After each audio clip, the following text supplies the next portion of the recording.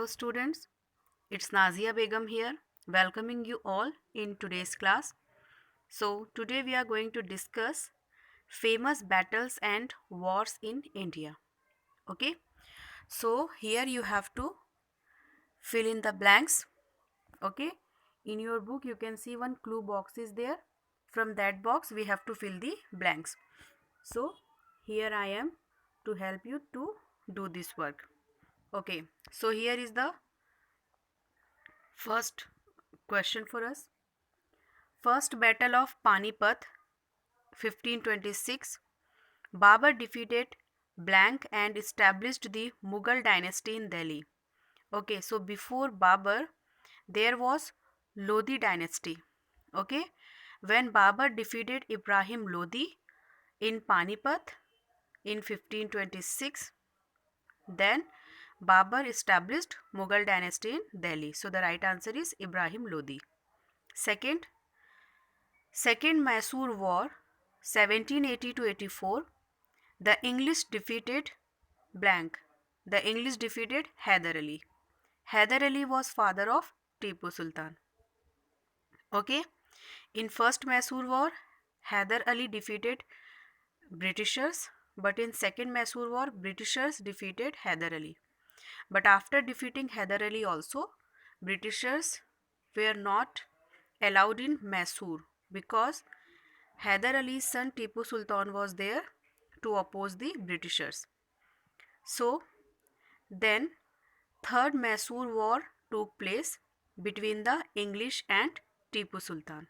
Okay, so the third fill up you can see here. The third Mysore War took place between the English and the dash. The answer is Tipu Sultan.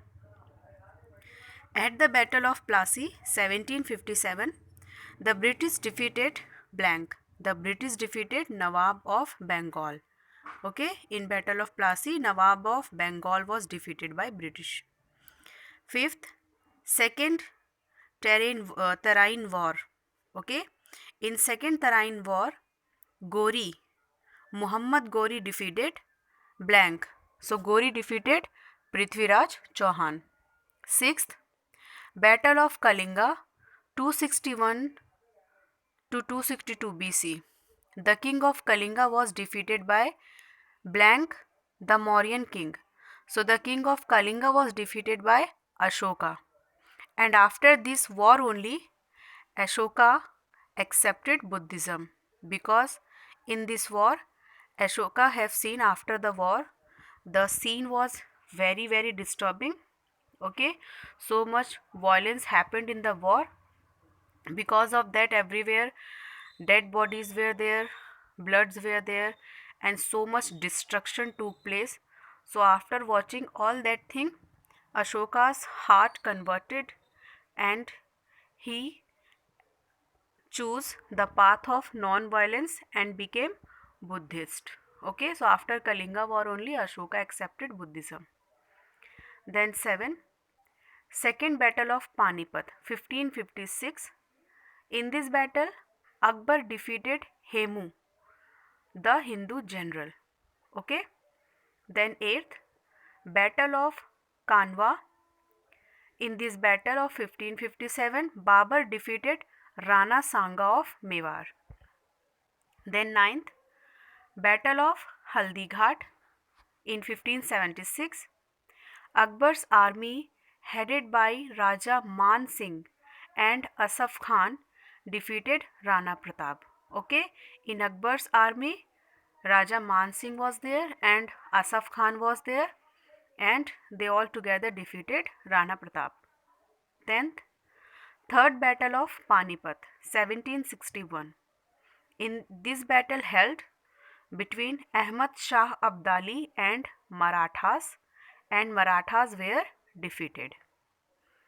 11th, at the Battle of Buxar 1764, the British defeated Mir Qasim.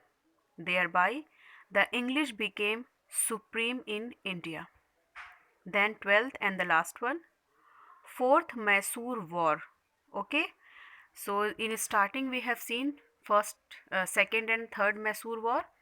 In second Mysore War, Britishers defeated Hyder Ali. Second Mysore War took place between Hyder Ali and Britishers and Tipu Sultan. Then, in Fourth Mysore War, the British killed Tipu Sultan at Srirangapatnam near Mysore. Okay, so this was all about the great wars happened in India. Now let's move to next chapter, that is Indian Constitution. So I hope you all know what is Indian Constitution. Whatever rules and regulations, laws, etc. are there in India, whatever rights we, the people of India, are enjoying, whatever duties we have, okay, all the things are there in our Indian Constitution. So now let's discuss some important facts about Indian Constitution. So the first one, the Cabinet Mission Plan was announced on May 16, 1946. Okay, the Cabinet Mission Plan, this was the base of Constitution of India. Okay, then second, the Constitution of India came into force on January 26, 1950, and that's why on every 26th January we celebrate Republic Day. Okay, in memory of implementation of Constitution of India only. To celebrate the implementation of Constitution of India, we celebrate Republic Day. Third, the soul of the Constitution is preamble. Okay, what is preamble? Preamble is the first page of our Constitution. In preamble, whatever things are there in Constitution, everything in form of a summary is written on the preamble. Okay, the preamble start with we, the people of India. Okay, so in preamble, we, that is you, I, and all the people of India, we all are giving this Constitution to India. Okay, so preamble is a soul of Constitution. Why? Because this is the summary of whole Constitution. Okay, whatever rights we are enjoying, all the rights of equality, justice, etc., all are given in the preamble only. Okay, then fourth one, the source of political power in India is the people. As I have told you that in preamble it starts with we, the people of India. So the source of power in India, according to the Constitution, the source of power in India is the people. That means the people of India, the common citizens of India. We are the source of power. Okay, political power. Then fifth, the vacant post of the President of India must be filled within 6 months. Okay, the post of President cannot be empty for more than 6 months. Sixth, the minimum age for election to the office of Vice President is 35 years. Okay, if someone wants to participate, someone wants to be the candidate for the election of Vice President, so that person must complete 35 years of age. Seventh, the ex officio chairman of the Rajya Sabha is the Vice President. Eighth, the Council of Ministers in India is presided over by the Prime Minister. Okay, the Council of Ministers in India, it is under the Prime Minister. Ninth, the office of the Prime Minister of India is a constitutional post. Okay, what is the constitutional post? A constitutional post is that post which is mentioned in Constitution. Okay, so because Prime Minister's post is mentioned in our Indian Constitution, that's why it is a constitutional post. 10th, the base of the Indian parliamentary system is universal adult franchisee. Now what is the meaning of universal adult franchisee? Universal adult franchisee means all the person who are adult, and citizen of India, they all can participate in the election. Okay, that is called universal adult franchise. Okay, there is no discrimination on the basis of their status or sex or religion, etc. All the person who have completed the age of 18 years, they all can participate in the election and cast their vote. This is called universal adult franchise. 11th, the members of the Lok Sabha are directly elected by the people. Okay, whenever Lok Sabha elections happened, we all go to our nearby polls. Okay, the people who have completed 18 years of age, okay, they all go to the nearby polls, okay, and there they cast their vote and we directly choose our candidate. Then 12th, a bill is sent to the select committee after the first reading. Okay. 13. A money bill originates only in Lok Sabha. What are the money bills? The bills in which there is a role of what we say, there is a role of economy of India which are related to finance. Okay, they all are called the money bills and those bills are originates only in Lok Sabha. Now why only in Lok Sabha is written here? Because there are so many types of bills, okay, which has to be passed in Lok Sabha and Rajya Sabha. After passing from both the Sabha, that bills become the laws. Okay, so many bills are there which can be originate in Rajya Sabha as well as in Lok Sabha, but money bill can only be originate in Lok Sabha. 14. The union list of legislation consists of 97 subjects. 15. The power to amend the constitution is vested in the parliament. That means if the parliament want, they can change the rules and whatever articles are there in our constitution, the parliament can change them or can amend them. 16. The meetings of parliament are summoned by the president. Okay, that means president invite everyone in the parliament. 17. The public accounts committee comprises 22 members. 18. The executive head of a state is the governor. Okay, the executive head of the country is president. Similar to president, in every state there is one head, okay, and that head is the governor. 19. The contempt of court places a restriction on right to freedom. Okay, right to freedom is one fundamental right. No one can take away this right to us, it is illegal. Okay, but only in one condition, that is contempt of court. Okay, that means contempt of court means insult of court. So in that case only there is a restriction on right to freedom. Okay, if anyone is saying anything against the court, that time their freedom of their right to freedom will be restricted. 20.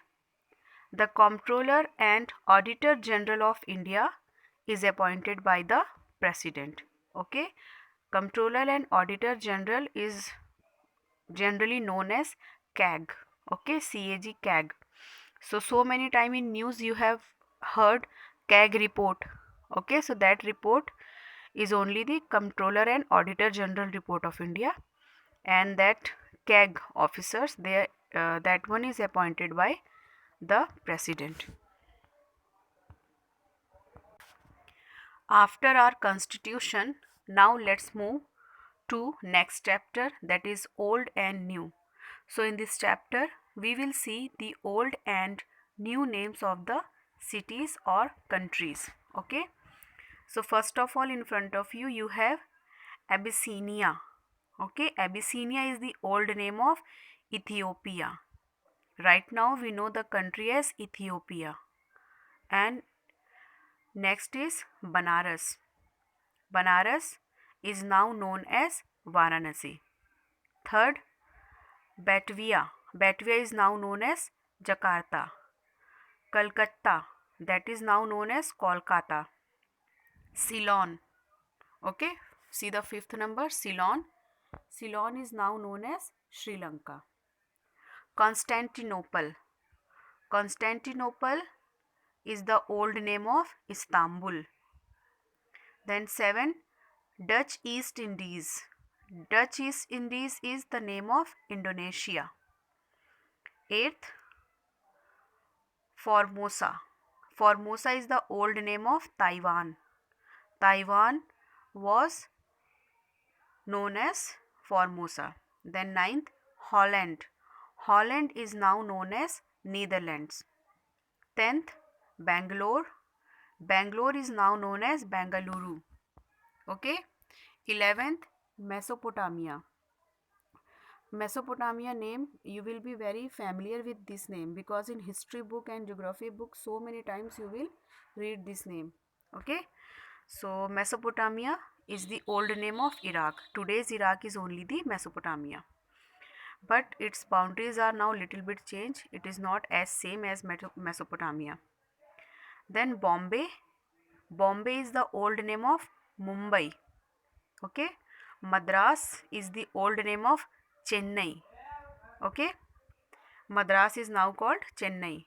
14, Northern Rhodesia. Northern Rhodesia is now known as Zambia.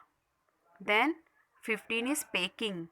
Peking is old name of Beijing. Beijing is the capital of which country?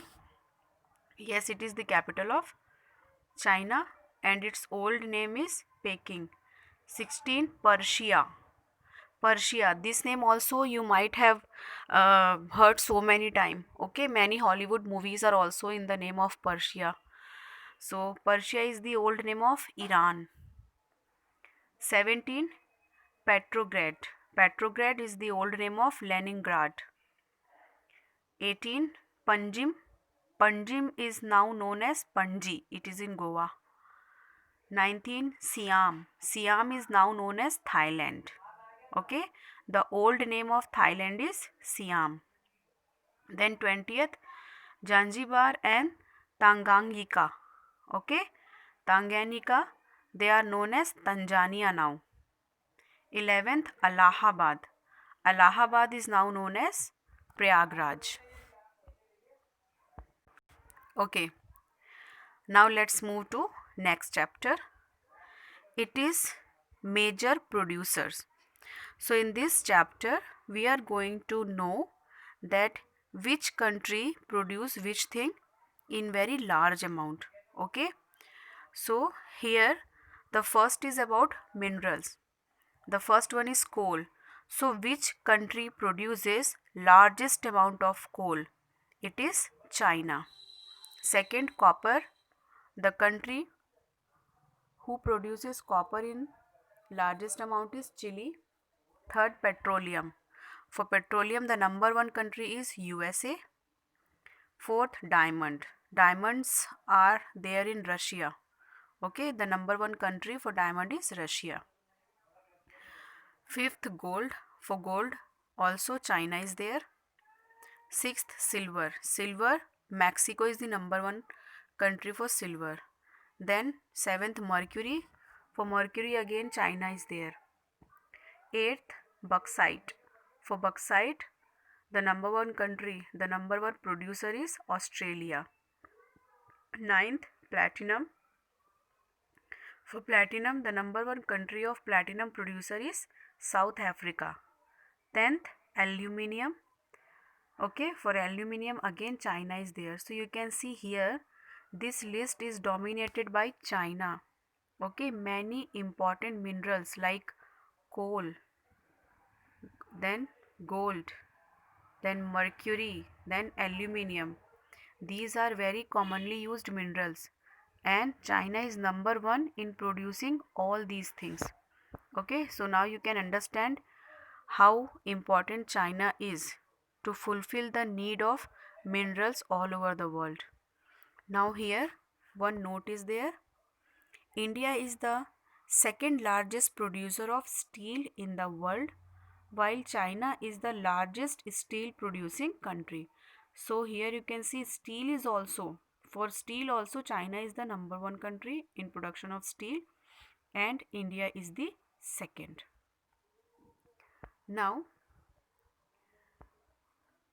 let's move to crops. Which crop, which country is number one? So now I am going to read the name of crops and the number one country of that crop. Cotton, China. Second is coffee, Brazil. Third, pulses, India. Fourth, jute, India. Fifth, oats, Russia. Sixth, rubber, Thailand. Seventh, rice, China. Eighth, mango, India. Ninth, silk, China. 10th, tea, China. So here also you can see that in crop also China is dominating the list. Cotton, rice, silk and tea. These some very important crops are produced in a very large quantity in China. Okay. Okay students, so this is it for today's class. Okay, and now we have finished our post midterm portion. Your post midterm portion is from chapter 16 to chapter 23. Okay, so now we have completed our post midterm chapter. All the best to you all. Prepare very well for your examination. Okay, so this is it for today's class. Now see you in next class. Till then, goodbye. Take care. Do some productive work, and the most important thing, be healthy, be safe.